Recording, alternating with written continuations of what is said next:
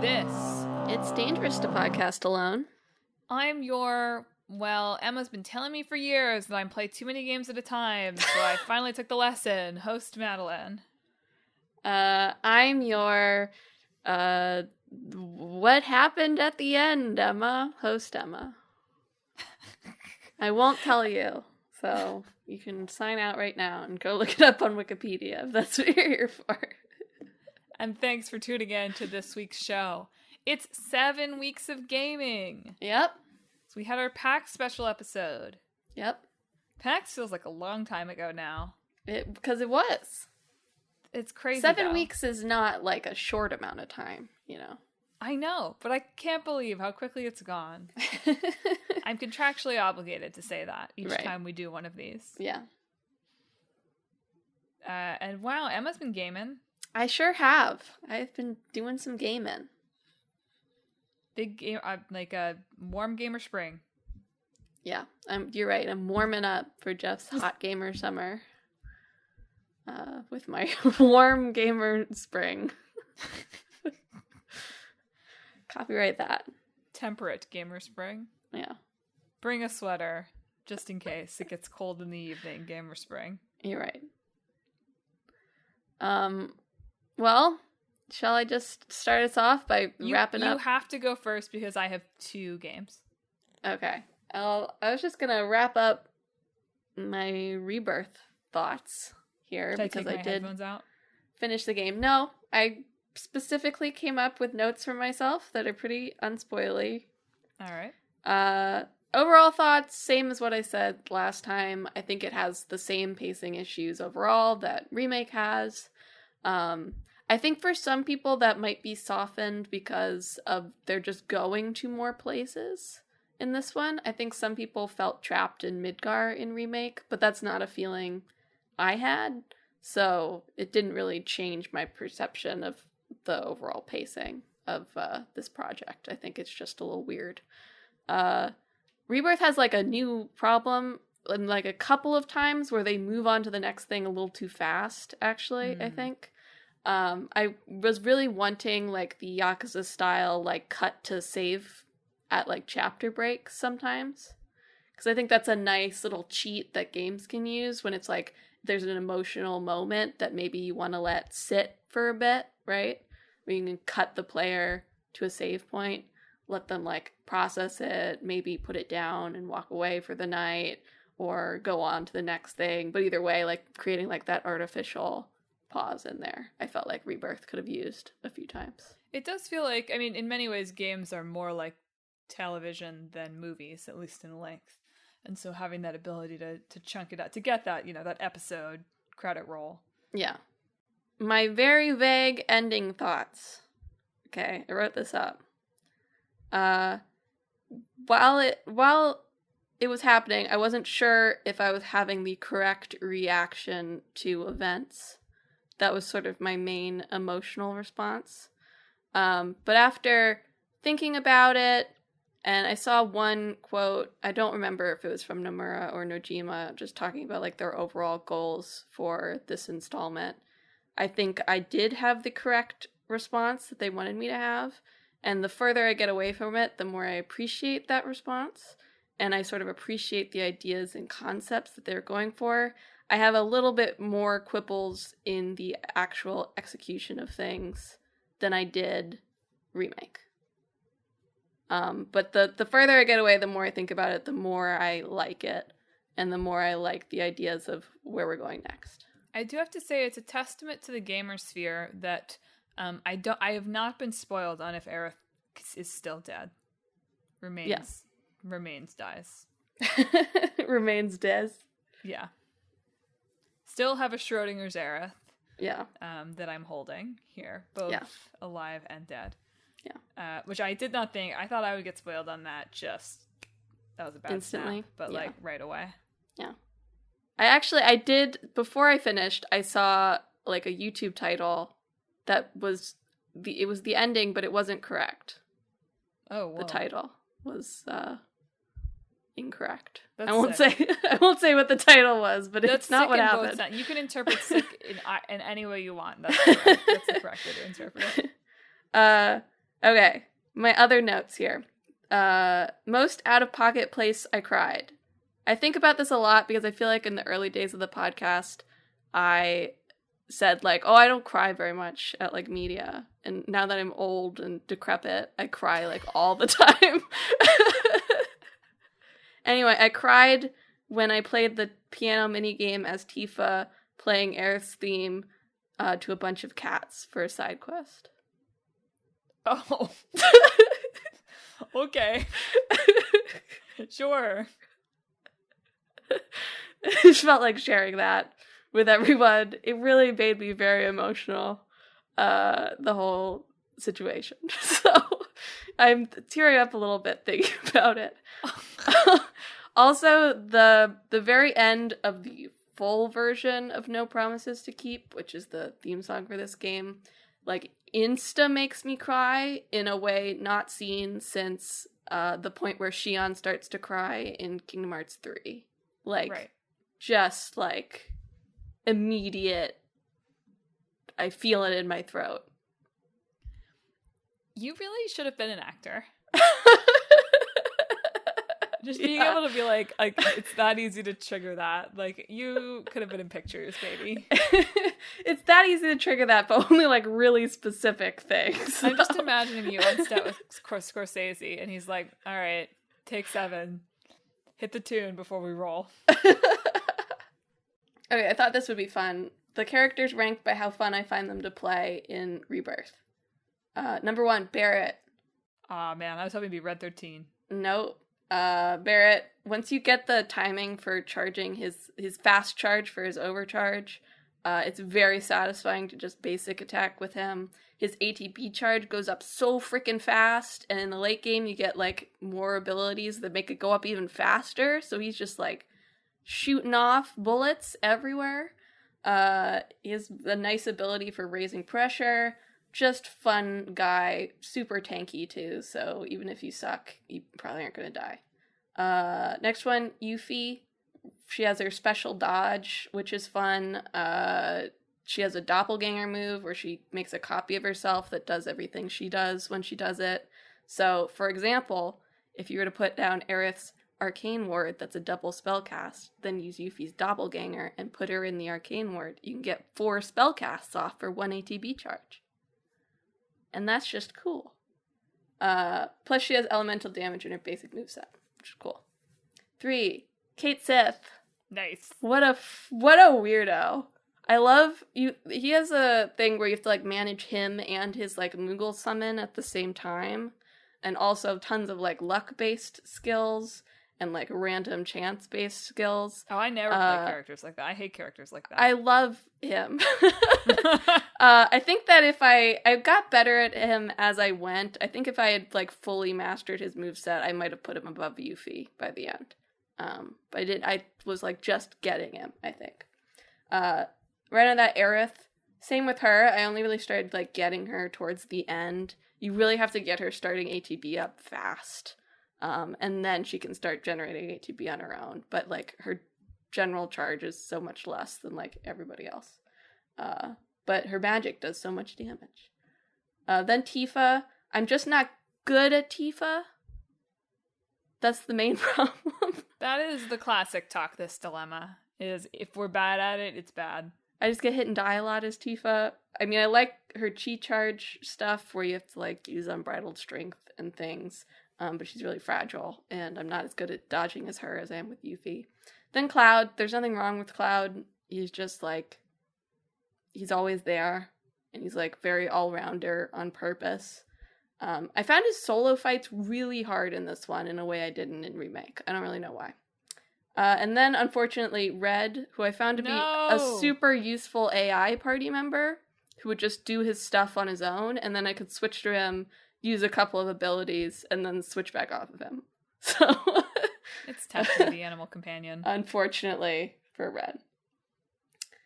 Finally, my one spoiler-free prediction for the third game is, so in Remake, you're primarily Cloud as, like, your viewpoint character, right? You control him around. There's just a couple of brief segments where you're the other 3 party members in that game. In this one, There are much longer segments where you're controlling other party members, but Cloud is still your main one. I think in the third game, for reasons I won't go into, I don't think you'll be controlling Cloud as your main party person until later in the game. Is he dead? No. Maybe. Yes? No. Dang it, Schrodinger's Cloud. Is he a nobody now? No, I mean, I think you'll still be there. I think you'll probably switch to people based on where you are in the story and what's happening. I just don't think that'll be Cloud at the beginning. It will be Sephiroth, though, right? I think it'll be really funny if it's like Sid. Just start off as Sid. Also, my big conspiracy theory, this won't mean anything to you, and probably nothing to any of our listeners either, but there is so much shared thematic and plot structural and vibes DNA between 13 to 13-2 and Remake to Rebirth that it's just, like, insane. Like, I finished Rebirth and I was like, hey, wait a second. This is 13-2. What are you doing? Just change it up a bit so the teacher doesn't notice. I know. It's got a lot of the 13 people working on it now, so they're tricking you. I want you to know that they're tricking you into liking 13 by just putting the 7 characters in there, okay? But anyway, so I can find out how this saga ends. I immediately went and started playing Lightning Returns. So I guess I can talk about that, too. Please. We're just talking about Final Fantasy 13 here. Yeah. I'm halfway into Lightning Returns, which is the third game of the... Has Lightning returned? She has. She's returned. Okay. She was sort of gone in 13-2, hence why it's called Lightning Returns, this one. So it's the last of the 13 trilogy. 13 is the one with the sister and the boyfriend, right? Yes. I just think about it. I envision these characters as you and Click Boyfriend. Anytime you talk about it. Very funny. Yes, so I'll get to that. So at the end of 13-2, and you shouldn't read into this from Rebirth. When I said it's like, that was just 13-2. It's not like super literally. You're like, oh no, I'm going to spoil it by talking about 13. No, but you, oopsie daisy, accidentally end the world. And also, Lightning's sister dies. Oh. While a very cheery song plays. New nice. World by Charisse. Nice. And so, in sort of dooming the world to end, Lightning was also, like, frozen in time for lore reasons I won't get into. But she's been brought back at the very end of the world, the end of the world's life, by the god Bunavelza, the god of light, as the savior of the world who's been sent down in its final days to save as many souls as possible and bring them into the new world that God is building for them. Boy, oh boy. Yeah, it's very overt. So you, as Lightning, and Hope, who is your little guy friend, who has been transplanted back into his child body, and is serving as like your guide in like the big spaceship in the sky, where you're doing your god things. I'm following along. Keep going. And so you're going down, and you have a certain, like, big souls you want to save, and then also you can go around and do side quests to save other souls throughout the worlds. So, extremely ballsy choice for this is that it is on a countdown timer. The time passes in real time, so each day, each day is not a day. By real time, I mean it's, like, sped up. But you have 24 hours of each day to go around and do as much as you possibly can before you're summoned back to the Ark to have a check-in meeting with Hope, and then you go back down and do it all over again. And as you save souls, you give God a little bit more power, and he's able to extend the world's time like a little bit longer, right? Why are you laughing at me? That's messed up. Yeah. So at the beginning, it's like you have like 5 days left. But I've like continuously had 5 days left. Now I'm on day 6 right now. Because things have kept added as I've successfully saved souls. But it's very much like manage your time, figure out where you're going yourself, figure out when these people will be in this spot so you can progress this side quest, figure out how to do this in a certain amount of time. You have some, like, you have EP that you can use on abilities that can either, like, teleport you from place to place instantly instead of having to use the monorail, or you can freeze time for a short amount of time so that you can get to some place without time passing while you're moving, and other sorts of abilities like that where you can sort of manage the amount that time is passing. And you can pause as well, which I've been grateful for. So anyway, I've done the first 2 main quests. First one was Noel, who's the secondary protagonist of 13.2. That one was a little bit underwhelming for me. It was mostly about his sort of devotion to Yule, who was like the woman he served, who like was reincarnated through time over and over and over again, and who died in 13.2.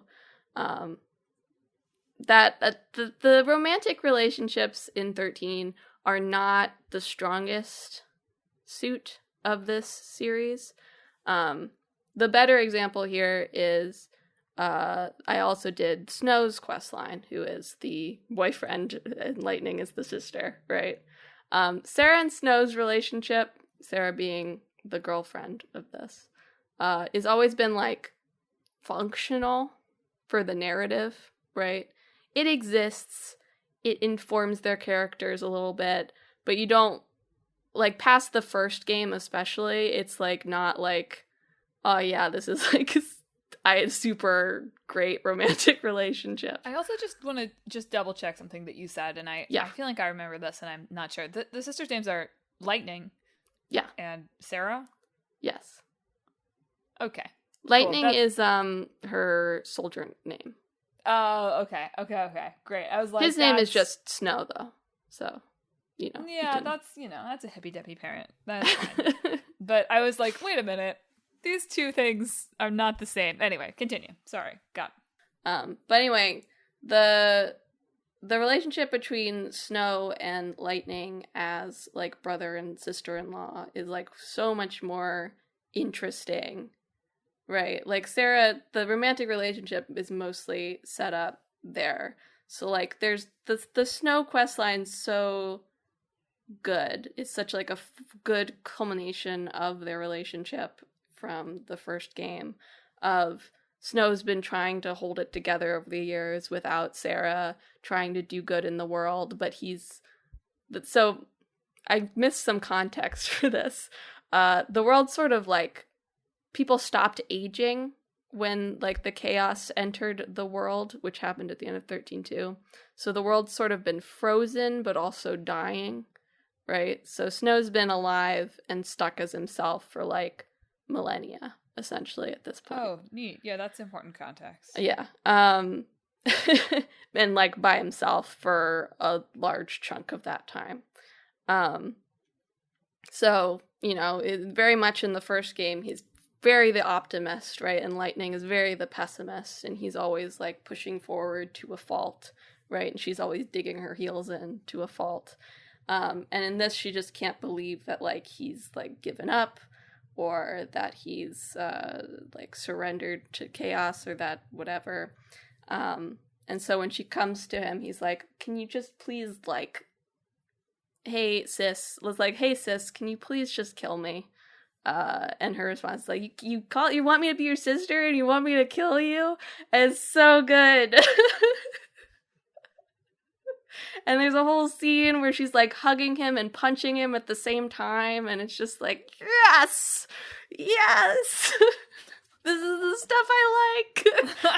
And it's not even, like, I say I find this relationship more interesting, and it's not in, like, a I think they should date way. It's just, like, the genuine, like, they're not brother and sister, but they are brother and sister, a relationship there, and the connection through Sarah is so like interesting to me, and I really like it.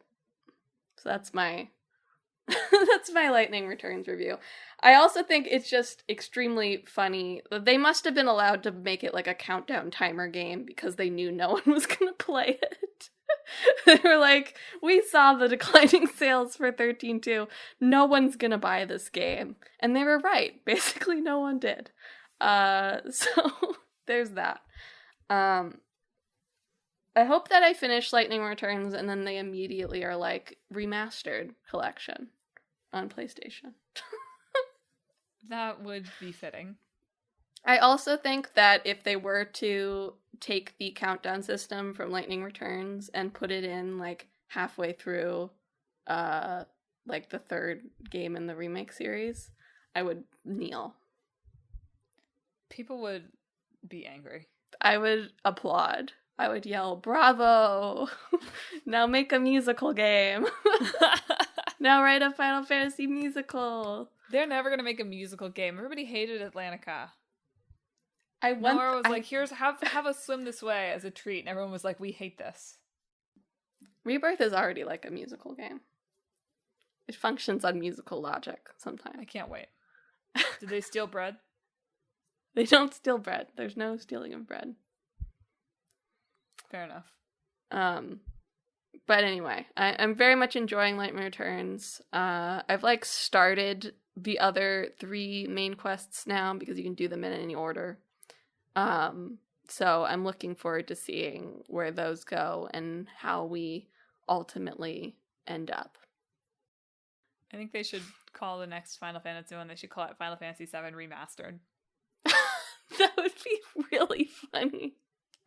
No, my genuine guess is that'll be Return, not for any legitimate reason, but because it's the 13 series again. So they have to, it's Lightning Returns, it's Final Fantasy VII Return, you know.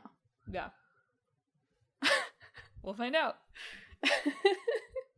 Clickbait Boyfriend told me, by the way, this is not Final Fantasy exactly related, that there's some kind of thing on rumor online that Kingdom Hearts is going to come out in 2025. I believe it, honestly. The prognosis for the third remake game is looking good. Like they spent 3 years on Rebirth, and I think that they're probably going to aim for like the 30th anniversary, which would be 2027. That makes sense. That's my guess. I'm going to be insufferable when there's new Kingdom Hearts. I know. Just we'll see. Like I think we'll probably see it at Summer Game Fest, or if not that, maybe like the Disney, whatever the Disney show is called, D23 or whatever. If Summer Game Fest gives me new Kingdom Hearts and new Like a Dragon, then I'm gonna be a happy gamer girl. All right, it's your turn, Madelyn. You talk about something. I truly do only have 2 games. So let's talk about Fire Emblem 3 Hopes. Sure.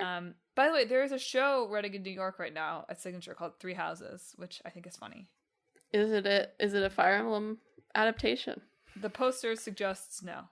Okay. But what do I know? A very loose one, maybe. Yeah. Well, so first things first, I more or less did not play, with the exception of going to PAX, mostly did not play any games for the first, 5 weeks of these 7 weeks. That's okay. Because I had some travel for work, and I then was in Spain at Talk This Spain HQ, and Clickbait Boyfriend's computer was broken, and he doesn't have any games there, and I did bring my Switch, but I didn't ever hook it up to his computer, and blah, blah, blah. I took a break. Played the game of life. I did. I walked. I played the game of walk around Spain. Yeah. Number go up on my little iPhone. How many miles did you walk today? Tracker. That's basically a game. That's basically a game. I played the game of can I get a good seat on the airplane? But I returned to 3 Hopes since I've been back in the States. playing it on commutes, just playing it a little bit. I'd grown a little bit. It took me a while to kind of get back into playing this. I'd gotten a little bit like disillusioned with it. I was like, I don't know, right? Like, it's so grindy. And not that it like forces you to grind. It's just sort of like, how can you play that game and not just be like, I'm going to do every quest. I'm going to keep switching them around classes so the numbers keep going up, right? Sure. It's just a number go up game, and I'm just not a person who can ever say, I'm not going to do that side quest, and I'm just going to move forward. But the credit that I will give to this game is I only ever played Golden Deer in Three Houses, and so I think probably there's perhaps more complex things going on in the other routes. But the Golden Deer story in Three Houses was fine. I liked the characters. But it didn't really, like, there wasn't that much to it. Yeah. It's like, let's kill the Slither ones at the end for some reason, and that's more or less it. Yeah. And I do think that Three Hopes has taken Claude's character specifically, Claude Fire Emblem, and made him, like, started to explore some things about his character that, like, were always there and not acted upon, right? So Claude, as the leader of the Golden Deer and as the leader of the Alliance, right? He's always, like, been, like, a schemer, right? It's always sort of like, like, you can't really trust Claude. But Three Houses didn't really pay off on that in any way. He was just a leader guy. And Three Hopes is doing a lot more exploring, like, okay, like, Claude's a schemer, and he doesn't tell anyone about what his schemes are until they've already happened. And what happens if we actually can't? What if his schemes are a bad idea? Right? So there's this whole thing, not the 6 weeks, where it's like, like, he let Lawrence think that Lawrence's father had, like, betrayed them to the Empire for, like, a week, basically, before revealing that, like, actually Count Gloucester had been in on it all along. Right? So in this 6 weeks, we've seen Claude have to kill his brother, his Elmiran brother, and McOp, which is my character's name, in case you don't remember, witnessed that happen. And then there's, like, a mini time skip in Three Hopes. Three Houses has, like, a several years time skip. I don't really understand why Three Hopes had a time skip at all. Yeah. It was like 4 Well, months. they have one at the beginning, too. Sure. A little shorter. So far away. That's so long ago now. I don't even remember that. But there was, like, a weird one here where it's like it skipped a few months forward, but, like, nothing. All that it did was explain how some political machinations had happened behind the scenes, basically. But nothing else had changed. Everything else was operating as if things had just happened. So it was a little weird. But in that time skip, Claude abolished the, like, round table where the 5 counts of the Alliance, or 5, like, leaders of the Alliance would get together and talk about things that was, like, slowing him down in wartime, having to get approval. And instead, everybody named him king. So now he's king of the Federation. The Leicester Federation. Which all of the kiddos were sort of like, that seems good. Claude can just be a dictator now. Sure. And for a little bit there, and I said this to you when it happened, I was like, this is an interesting twist, and I don't know if the game is going to pay off on it. Right? It's definitely, like, hinting behind the scenes at the idea of he's a king, and, like, I don't know, right? Like, is that a good thing? But I thought, based on my Three Houses experience, that, I don't know, was it actually going to do anything with that? Because all of Claude's schemes so far had been successful. And to its credit, I think it has. We've been at war with the Empire, right? And, like, before the time skip kind of forced the Empire to retreat. And now he's, like, signed an accord with the Empire, which means that we kind of have to go to war with the Kingdom. So we're allies with Red, have to go to war with Blue now. But first we have to, like, try to wipe out the Church of Saros. That's sort of it. And in the most recent chapter that I played, we were going in to, like, help the Empire troops that were under attack from the Church. And Claude, like, more or less left them all to die so that they would weaken the Church troops and we could swoop in and win with minimal casualties. I see. And he was like, after that, he was like, my hands will never be clean again. And everyone was like, Claude, that was a bad thing to do. Afterwards, basically. And now he seems to be reformed. But we're also about to go fight the kingdom. So, how reformed? Yeah. Anyway, I'm appreciating this, like, we have a leader that we're following and how trustworthy is he kind of angle of it, which I just think it's an interesting and very character motivated evolution of the Claude that we saw in Three Houses, and like a much more interesting take on it. And I'm curious to see where it's going to go. It definitely sounds like much more interesting than my Blue Lions playthrough of Three Hopes.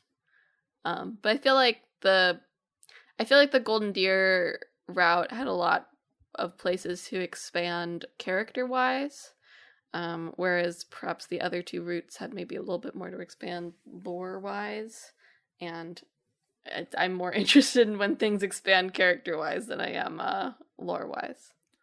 One thing that continues to be an albatross around the neck of this game, though, is that none of the characters, this isn't entirely true, like Lawrence has had some things go on, but because it's Fire Emblem and the game knows that if you're a freak who doesn't turn off the game when somebody dies in classic mode and reload your save, that any of the characters can die and disappear from the plot. It is like, it's a really good character showcase for Claude, and it's a bummer that like the characters that can talk to him are like Judith, who's like the like older, like his advisor woman. Oh, right. Is not a playable character, right? Yeah. And like to a minor extent, Holst.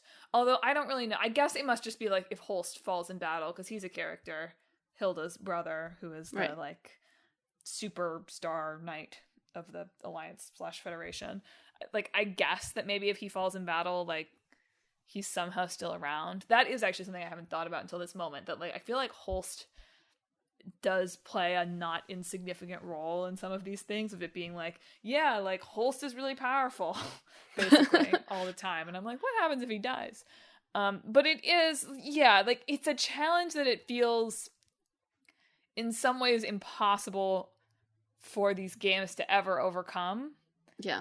In that, like, man, I would really love more specific character beats from the core Golden Deer about what's going on with Claude. And like, you get a tiny bit of that from Lawrence, and that's about it. Yeah. It's not like they're around. It's not nothing. Like they have a little bit of specific stuff to do, but it's just, it does feel like held back by the fact that they know that some of these characters could just disappear. Yeah. So Claude gets a really interesting arc, but nobody else really does. I feel like it's a interesting drawback of the Three Houses structure of where you get your units all from the start. Because I was thinking like, oh, but I feel like, in 7 and 8, there were characters that were, like, very significant throughout the plot. And then I was thinking about it, and it's like, there's a lot of characters that are significant in the plot and, like, don't join you till later. Yeah. Like, I was thinking about Larachel in 8 and, like, her little posse and the way they just, like, show up in a bunch of chapters before you actually meet them and recruit them. Right. Yeah, the idea of like green characters who can be part of the plot without you actually. Yeah, or like Nino and Jafar in 7. Yeah. Stuff like that. Which if you give all the recruitable characters from the start, you can't have them like show up right before they join you. I feel like they didn't have to put classic mode in this game too, if they didn't want to, and maybe that would have been a cool opportunity, but because like I don't know if I played with classic mode. I think I turned on casual because I was like, I'm not interested in like if I like don't switch to a character fast enough death. But yeah. So yeah, I'm back like, okay, like I'm enjoying this again kind of energy with this game, although it's still grindy. Yeah. That's a Muso game for you. Hey, don't I know it? Okay, I'll do my 2 shorter ones right here in the middle. Unless you have something else to say about Three Hopes. I hope to have it finished by next time. I 3 hope. 3 hope. You hope times 3. I finished Heaven Will Be Mine, which was a visual novel I had been reading last time. About girls in mechs flirting. Have you read This Is How You Lose the Time War yet? No. It's very it on my list at the library. It's quite short, so if you want to just knock a book out, it's a good one. It's very, I don't know which came out first, honestly, actually, but it's very This Is How You Lose the Time War in vibes, right? Where as you go, like, you sort of get a picture of what, like, the actual setup of these things are and, like, what the different factions are doing. But, like, it takes, like, over the course of the whole thing to, like, really understand and be able to, like, put the pieces together of that stuff. But still being able to follow the characters while you're doing that and, like, care about what they're doing. So, like, you can do a playthrough of each of the 3 girls, and they can each get one of 3 endings, based on which faction you end up aligning with most. So they're all, like, technically affiliated with one faction, but if you do things that favor one of the other 2 girls in your roots, for example, your alignment gets switched to whatever faction they are with. So I got each of the 3 endings and played through each of the 3 girls. I did 2 betrayals and 1 loyal root. And yeah, I enjoyed it. I enjoyed the vibes. I enjoyed the girls. I enjoyed the lore by the end. Once I was, like, understanding it. It was helpful that there were some points of repetition. Like, you get, like, little, like, letters or, like, manifestos from each of the 3 factions in between, like, each day that are always the same. But as you read them each time, you're like, oh, that thing, which is, it's nice. I felt like I was growing my understanding. And then I've just started. I'm probably almost done with Long Gone Days, which is like a little, I guess, like an indie RPG sort of. I'd been following the developer for a while on Twitter. I don't remember how I had started following. I think I just saw art for the characters and was like, that's cool. So I'd only sort of been, like, vaguely following the development before its release. I think it's a solo developer or maybe just a small team by the end. And it's not quite the game I expected it to be, but I've been enjoying it closer to the end now that my expectations have aligned with what the game is. So you play as Rourke, who is a member of the Corps, which is like a international private military, essentially, that until they're sent out on mission, they all live underground in the base, getting training, loving their father general, hanging out with their brothers and sisters. Normal military stuff. Not at all, suspicious whatsoever. No, normal. Anyway, Rourke is assigned to replace, like, this top sniper on a mission after that guy hurts his arm. And it's his first mission on the surface. And he comes to realize over the course of the mission that what they're doing is actually a false flag operation, essentially. So they're pretending to be Polish troops, and they are murdering Russian civilians, essentially. Oh boy. So Rourke passes out from, confusion and guilt and whatever, and immediately tells the medic, like, hey, I don't want to do this anymore. Please help. So the medic, Adair, is like, okay, I'll just say that you got tinnitus, and you can, like, sit out this mission, and you can think about things and whatever. But of course they're being wiretapped, which means that they're both labeled as deserters for trying to get work out of the mission. And they end up having to run from their former brothers and sisters and sort of deal with what they've done, what they can do, and trying to stop the Corps from carrying out this plan that they're doing. You meet a bunch of other characters. There's a turn-based combat system that I do really like in terms of like setting tone of there's not like a natural way to restore your HP and SP in each like chapter. You just have to sort of use items, or after each battle you can choose to either recover your skill points or get some items. There's a limited number of battles, so there's a limited number of times you can make that choice. So generally when you get into like the boss at the end, you're pretty banged up already. So it's never like hard, but it is always like an edge of stressful, these fights, that I appreciate in terms of like setting the tone of the thing. It's got some of like the like chained echoes, iconoclasts, these like solo dev like little issues, like sometimes things are worded kind of stiffly, there's some bad grammar that slips through, various things like that. But I like the vibes, I like the ideas, I like the art, that I can like, I'm getting past that. It's a good play. I think it'll just end up being like 6 or 7 hours by the time I'm done. So pretty quick one too. Yeah. Those are my 2 short indie little games.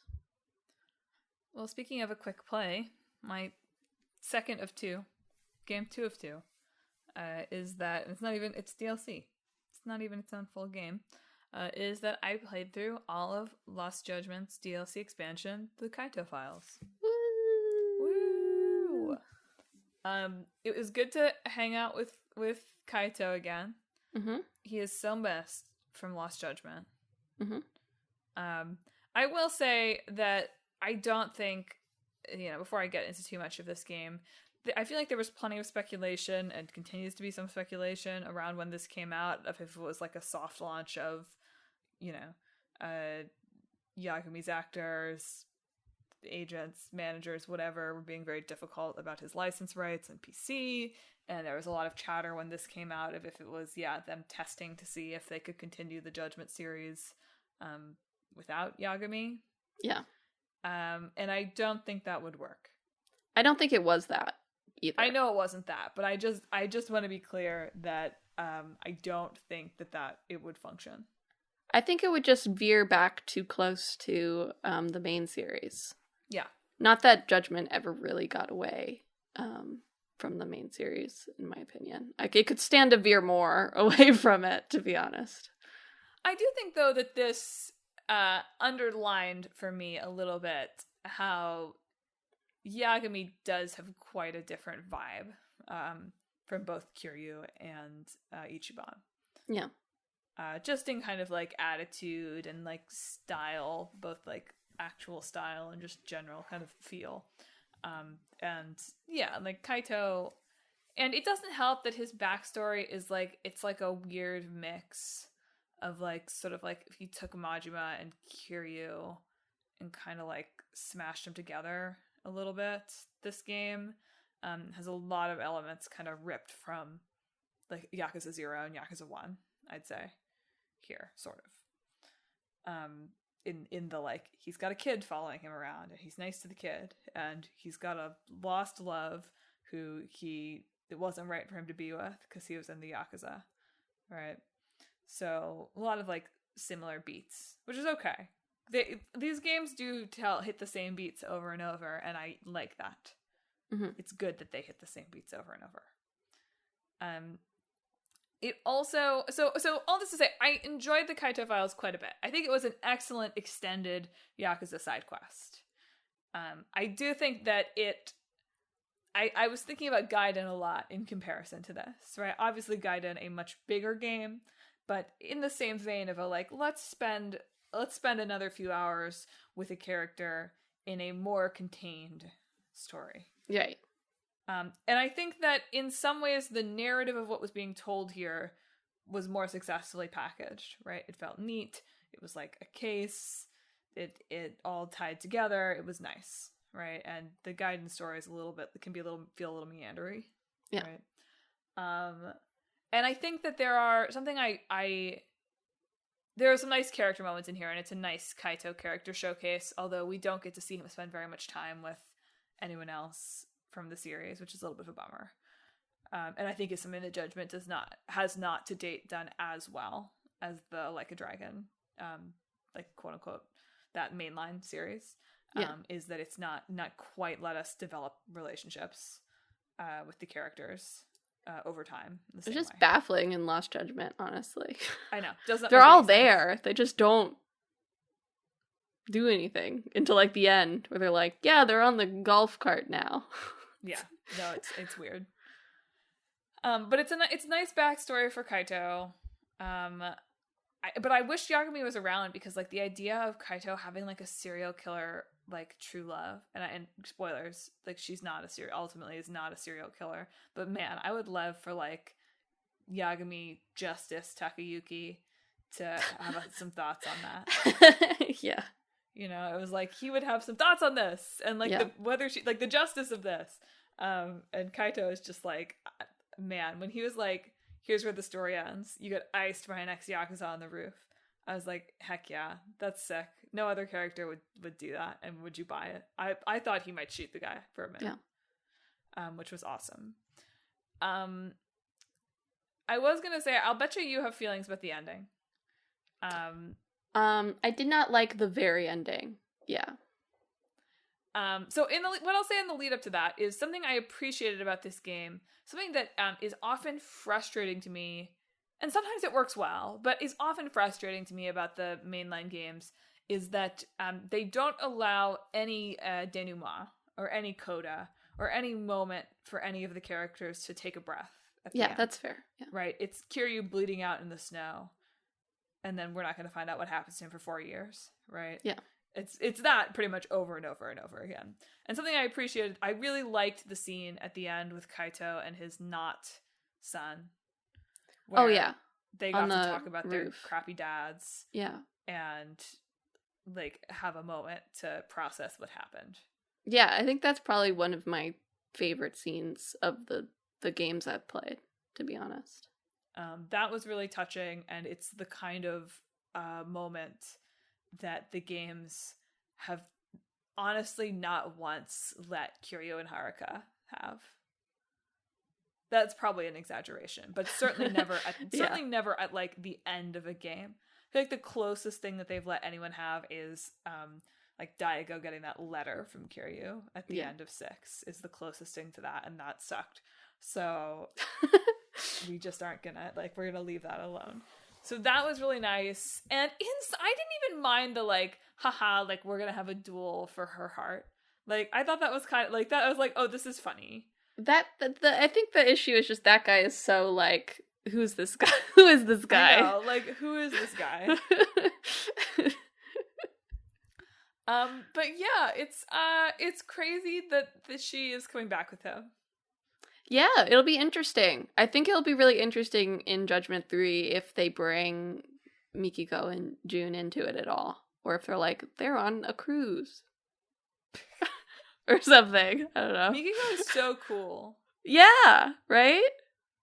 Top tier Yakuza lady. Every like 3 games or so, they let themselves have a badass lady just as a treat. Sajima's sister got murdered, but like, and that's what I thought was gonna happen to this woman too. I was like, this would be Yasuko all over again, but no, she lived. Anyway, it was good. I enjoyed it. It was a good romp. It was the right length. The investigation sections continue to suck. Yeah, all of the Judgment exclusive mechanics are just like bad. Yeah. Plus, Kaito had a slot for a skateboard in his inventory, and you never get a skateboard.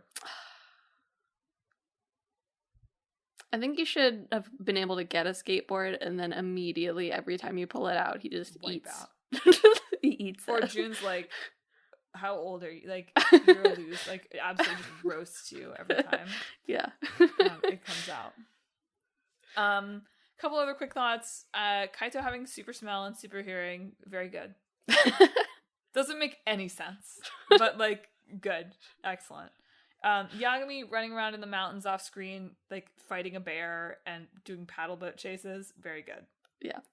And Kaito just being like, another day on the job, huh? When I was like, yep, you're right. Nice stuff. Appreciated being back in Kamurocho. Kamurocho never feels tiring to run around in the way that Ijincho is a little bit too big. And I understand for RPG reasons why it needs to be, but when it's not an RPG, it is too big. And Kamurocho was just like, oh yeah, I can run from one end to the other very quickly in a way that is not burdensome at all. Last thought, they do age in this game, unlike in Like a Dragon where characters do not age, in particular the women do not age over time. I felt that Kaito and Mikiko did appear older than they did in the throwbacks. So work that into the lore. That's a more evidence for that it takes place in a parallel universe. Yeah, where people could age. Yeah. I already messaged you this. My big brain Judgment 3 pitch is bring Amasawa from the Mystery Club in Lost Judgment and June and do them like a training arc in Judgment 3. Oh wait, I have one more thing. I'm really supposed to believe, is it Hoshino? I can never, and the two lawyers. Yeah. I'm really supposed to believe they've been together for 3 years? He sucks. He sucks. Okay. He's like slightly better in this game because he shows up like he's once. Like not in it. All he was there at the beginning for like a funny little. And I was like, absolutely, like I knew it had to be a setup because I was like, this is a weird way to like start the game if it's not. But also I was like, absolutely, he would cheat on her. Garbage. Bad at his job. Bad guy. All right. Oh, there was also one point where I thought Kaito was acknowledging the Genda and Matsugane relationship. Yeah. There was like one thing where I was like, I was like, I thought he just said something where I was like, is it confirmed? And then he went on to say something that was, I think, different. Anyway, I have to think more about where it falls in my ranking, but like somewhere mid, it's higher than Lost Judgment. I don't know that it is higher than Judgment. Just because of length. Sure. Over to you. All right, my last two. I played all of Unicorn Overlord, which is the real-time tactical RPG from the 13 Sentinels, Odin Sphere people, Vanillaware. It was fine. Okay. That's kind of all I have to say about it, honestly.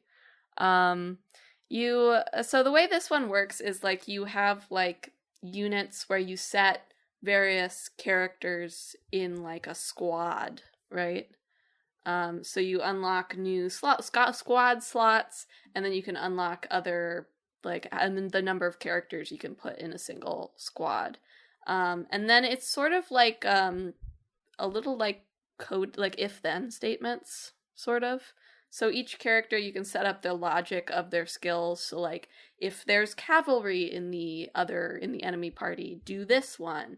If there's multiple opponents in a row, do this one. If you do this as your first action, do this as whatever, right? So they have AP and PP for active and passive skills. You can up that amount through accessories or by promoting them. And then you like sort of set up the logic of each squad to decimate any opponent that they happen to meet. This is really cool in concept, but it's exhausting over the course of a long game. Like, once you get to the point where you have like 5 units in a squad and like 10 squads, like you just don't want to try to experiment because it will take you like 2 hours to reset everybody up in like new arrangements. And there's no way to like save previous ones, so you can't even like try something and then be like, actually this sucks, can I go back to what I had? It's like, reset that up, chump.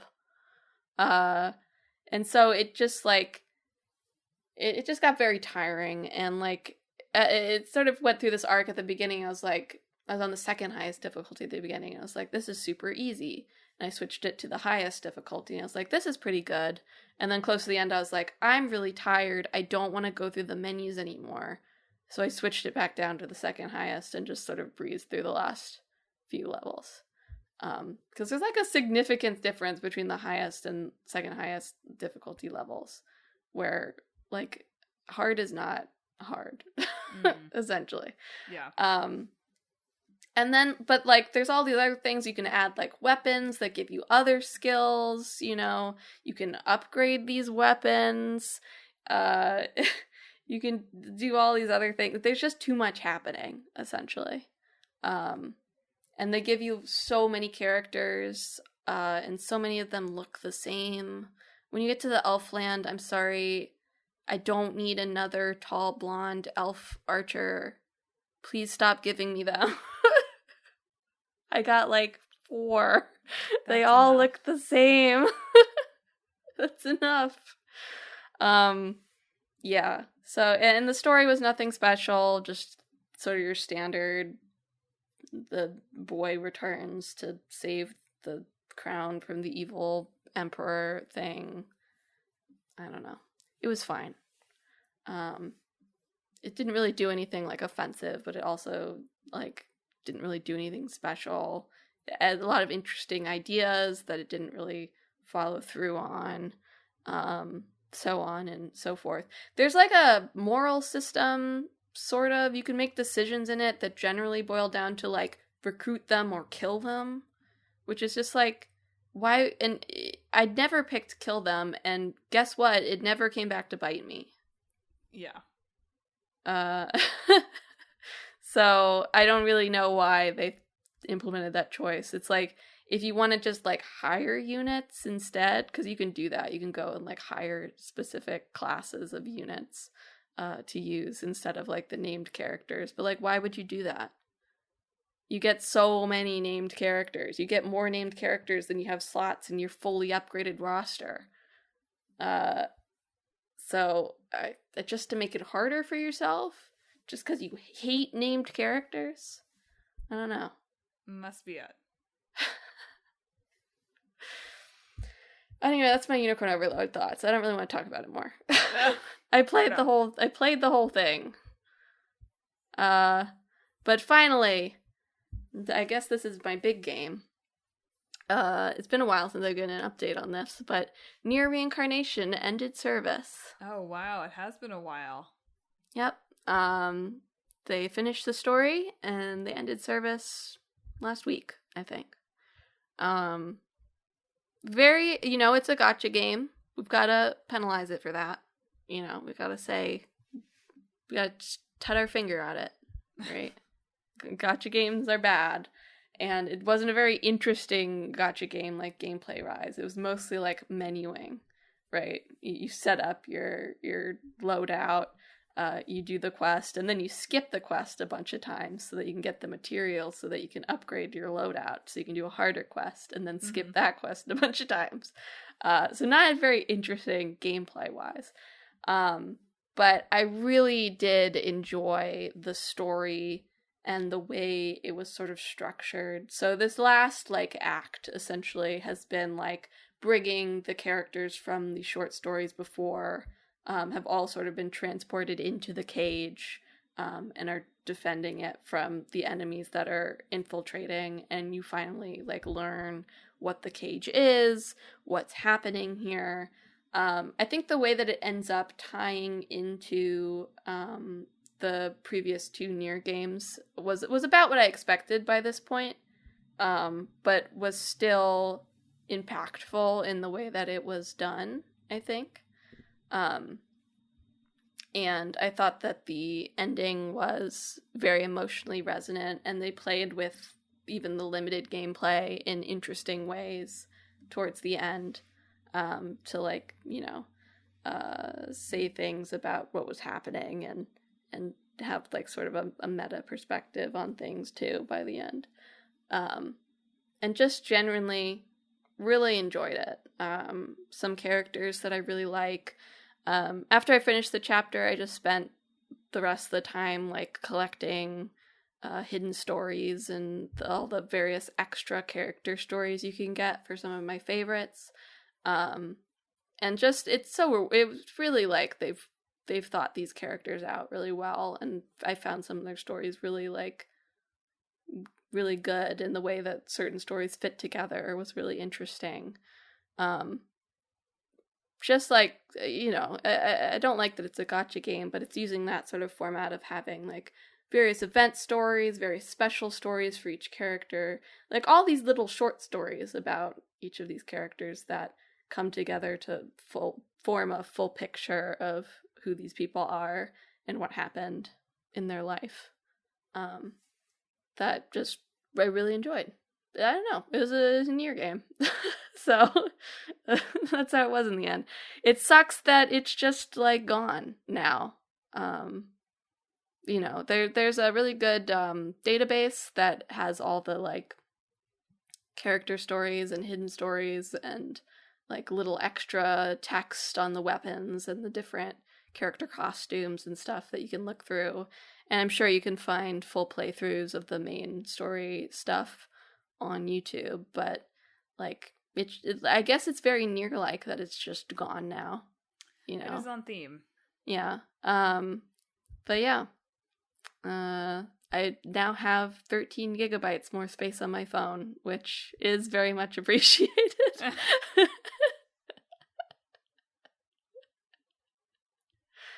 But I played that since the beginning since it launched in North America. So like 2 years, 2.5 years? Something like that. Yeah. You'll have to find another gacha to replace it with. I guess a missing link. There it is. They're holding more like the closed beta tests for that now too. So progress is being made. I'll have to become a missing link girl. That's bad. The 13 gigabytes in my phone shudder. Shudder with fear. Well, does that bring your lukewarm gaming spring to a close? It does. That's the end of my spring of games. Well, listeners, thank you for tuning in to another episode of Talk This. It's dangerous to podcast alone. What have you been playing the past 7 weeks? What would you do with 13 gigabytes of space on your phone? Have you ever dueled with a random doctor guy to win your long-lost love's heart? Do you think it's okay to be king in a Julius Caesar kind of way? What do you think the title of the next Final Fantasy game is going to be, and why should it be remastered? Or remake? If you have thoughts about this or anything else we talked about this week, hit us up on social media. We're on Facebook, Twitter, Instagram, and YouTube at Talk This Podcast. You can also visit our website, www.talkthispodcast.com, where you can read all about the show, check out the games in the hat, and read our blog, featuring long-running series, Clickbait Boyfriend, and Split Screen. But most importantly, if you enjoyed the show, you should subscribe. We're on Apple Podcasts, TuneIn, Spotify, Pandora Podcasts online and on the app, Overcast, Pocket Cast, anywhere that you can find podcasts. Listen to Talk This, subscribe to Talk This, like Talk This. Next week, I know that it is Helldivers 2. I don't remember what the old game was. Shinobi, I believe. That sounds right. So look forward to Shinobi and Helldivers 2 next week, and then my side quest in 2 weeks. As of yet, have not thought about it, but we'll see. It'll be something. Mm-hmm. It certainly will be something. That's it for this week's show. Emma, send the people off with a smile on their face. This week, I hope that you two can prolong the time until the world ends.